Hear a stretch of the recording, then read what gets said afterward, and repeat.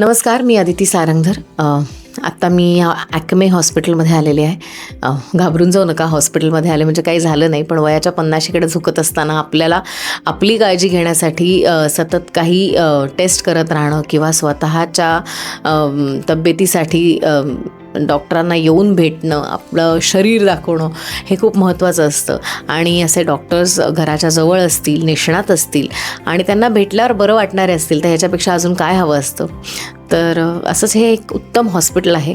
Doctor Neelam Bhise ज्यांच्याकडे मी येते त्यांच्याशी बोलल्यावरच बरं वाटतं. आणि त्या छोट्या छोट्या कुरबुरी असतात ना, त्यासुद्धा आपोआप निघून जातात नुसते बोलल्याने सुद्धा. आणि तुम्हाला एक्झॅक्टली काय झालं याचं निदान होणं जे महत्त्वाचं असतं एखाद्या माणसासाठी, ते पटकन निदान होतं.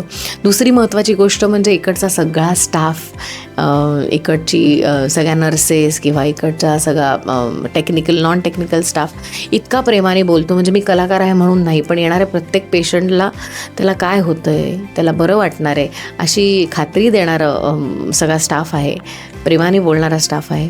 आणि तिसरी महत्त्वाची गोष्ट म्हणजे क्विक उपचार. म्हणजे तुम्हाला बसवून ठेवलं आहे तासनतास, तुमचा नंबर लागतच नाही असं मला कुठेच दिसलं नाही. आणि स्वच्छता, इतकं स्वच्छ हॉस्पिटल मी अनेक दिवसांनी पाहिलं. नॉट दॅट मी रोज जाऊन हॉस्पिटलमध्ये कुठला तरी बसते, पण आपण पाहतो ना की जी अवस्था, काय मेडिसिन किंवा डॉक्टरी पेशाचा ना हळूहळू बाजार होत चालला आहे आणि ती दुर्दैवाची गोष्ट आहे.